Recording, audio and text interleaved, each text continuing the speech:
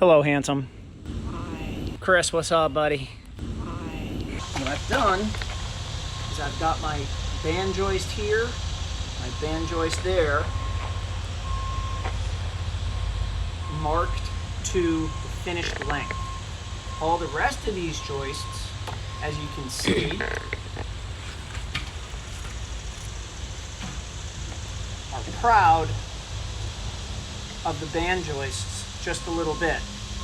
Now I could have, you deck guys all know this, and pro carpenters, but if you're DIY, you might not know this. Rather than cut all these to the same length, which if there's an imperfection in the house, something goes wrong side of the line, all of a sudden you get wobble wobble.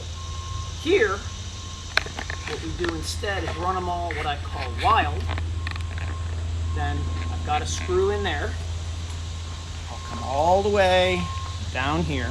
I've got a corresponding mark down here. It's 166 and a half. So that when I put the band joist on the front, we end up with a 14-foot overall length. I can also eyeball down this string and see if I've got any high boys or low boys, and I don't really to speak of. Pull it tight. Boom! Snapsville 9000. Next step is I'll take my layout square. Boom, boom, boom, boom, boom, boom, boom, boom, boom, boom, boom, boom, boom, boom. Now, it's like Wormy McSquirmy here. Every deck is a little different. Normally I do all of these from the top, and I can follow this line.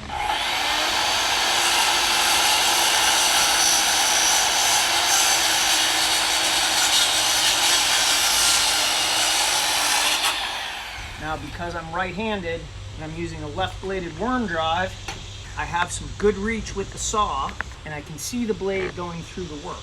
The other thing I like about a worm drive is this little tiny pommel on the handle. When I'm doing this kind of cut, I can use it to force the saw's plate or shoe against the work.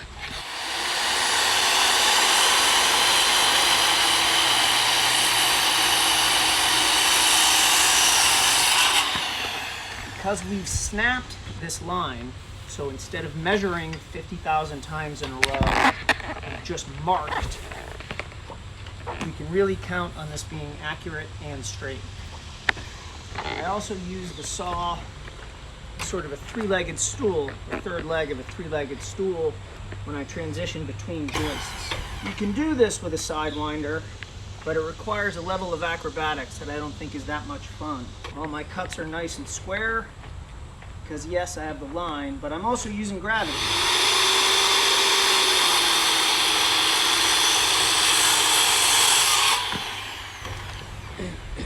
Just a few more.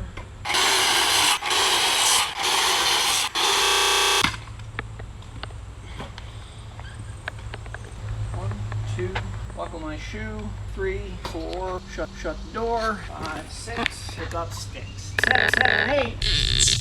The next thing we're going to do here is we're going to take the cleat that we used over there to set the joistices, and we're going to replace and put it under here, 2x6, all the way along, so that when I set my front band on here, I'll lay it proud 1.5 inches, so it'll be like this kinda, except it's full 2x6. And then I'll have 4 inches on the inside, so in here, support like this. So when I do my housed guard posts, I can just take and put the post in.